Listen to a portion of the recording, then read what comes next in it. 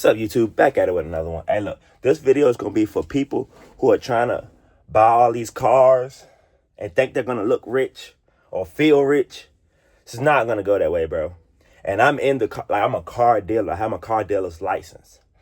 And I had to go through this. So I'm pretty sure somebody else is going through this.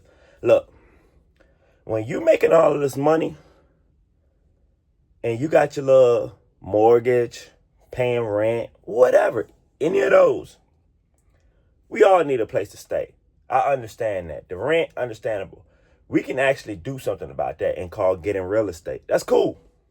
Cool. It's a plan for that.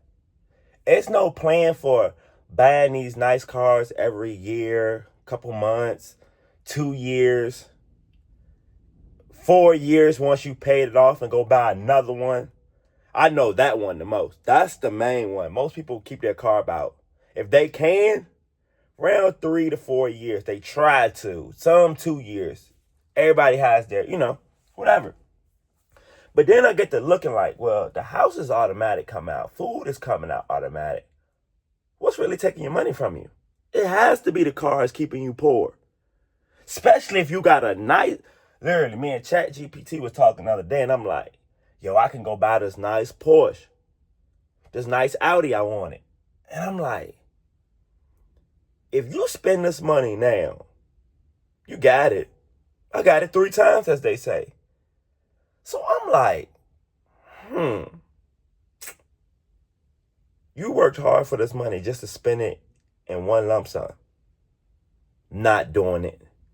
Not doing it. Because I had to think about it. I said, bro, people will work hard all this time just to pay that little one bill. And technically, it's really more than one bill. And that's where it's going to throw me off at, because car insurance, your maintenance on your vehicle, and you're making payments. I would be stressed too. Like, that's how we're making bills stressful instead of buying what we actually need. Yo, it's cool. You got the nice car, whatever. But if you really can't afford it, or you're hating the payments from it, or the maintenance, because sometimes, like I said, some of the cars that I'm looking at, I'm paying for full cash, but it's still going to be the maintenance. And the only reason I noticed it because it came from one of my toys, and that's one of my 4-wheelers. And I'm like, this 4-wheeler's fun, but it costs maintenance and stuff. And that's my play hobby toys. So imagine, it's no knock or nothing, but I just understand, if your hobby is cars, I know money is getting taken from you left, right. It be the miscellaneous stuff on the cars that break. I don't care, side mirror, whatever. Those are quests you're going to have to do and get done. That's what I'm like, hold on. So you can never invest your money if you don't have any money. So how are you going to put money in the stock market or crypto or in your business or in real estate if the money is getting took from your car? Now, if you're going to turn that car or truck into an asset, like you do got people who Uber, not Lyft, but what's Turo? People are renting out their vehicles to Turo. Turn those cars into assets. Please that's why I bought this cargo van. Please turn a truck or a cargo van. If you don't have a business or trying to figure out how to, bro, go get a pickup truck. You're going to figure it out with that pickup truck. Like, I'm not saying all cars or all pickup trucks going to keep you poor. But if it doesn't do anything or doesn't work for you and makes your life easier, if it's not making your life easier, it has to go. That's the main thing right there. I'm not sitting here stressing over paying a car payment. Most people are stressing over a car payment just to get to work. I've been learned this years ago. Somebody could be dead broke for a year or two. Once they get that job, what's the first thing most people go do? Working at Walmart, your regular 9 to 5, as they say. They go to the car lot and get them a car when you were already broke.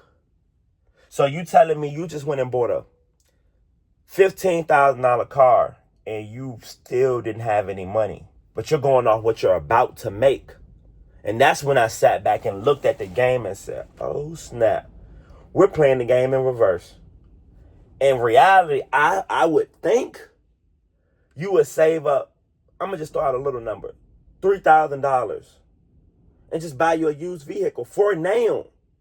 Because I hope people don't think you got to ride around this used vehicle for, if you could, but now leave this in the comments if I'm right or wrong.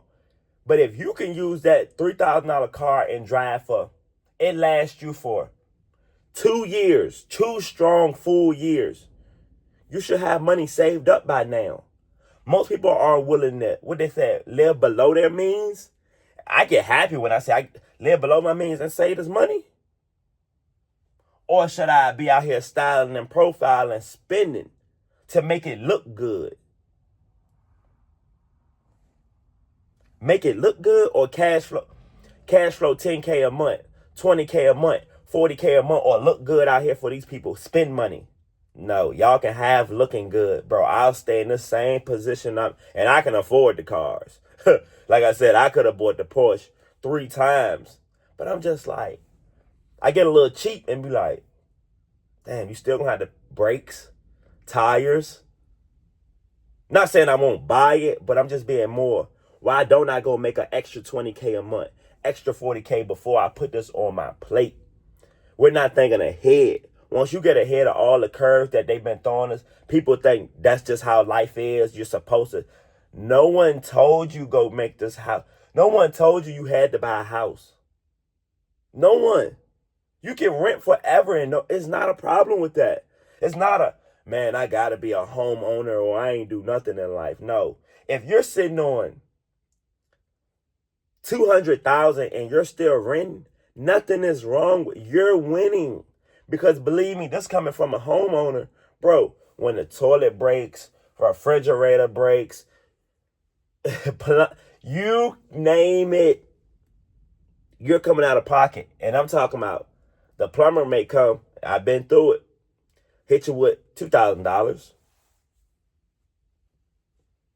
Car payment, down payment. Oh, so if I pay him now this $2,000, I'm going to be mad because I'm going to figure out how I'm going to have to pay my car payment, my insurance still. You see how it all revolves around? And that's when people feeling and start making them depressed and sick and stuff because you got to keep up with these bills. I'm not keeping up with none of that. It's no point because that's the hassle. Once you get over the luxuries that not really necessities, like seriously, and doesn't do anything, you can ride and look nice all you want, but picture the being in a Benz with not that much money. That defeated the purpose, didn't it? Yeah, most people are acting rich, and that's scary because if you know what I know, the statistics say, I forgot it was like 40%, 30%. It was somewhere around that. Most people don't got $1,000 saved. So how are y'all already putting yourself in the hole and you don't even have 1,000 saved? And I feel like the thousand is the hardest, but the most easiest. Because once you get, it's like being that, as they say, level 1. 5,000 would be level. This is on a low scale. This is not, business. And this is just, I'm trying to figure out how to save money and scale up and start having some money in my pocket. That's all. It has to start somewhere. But if you're always going to get your money taken, you're going to eat your food up, bro. You're not going to go on a diet. That more than just that car is taking your money. And that's when we need to prioritize things.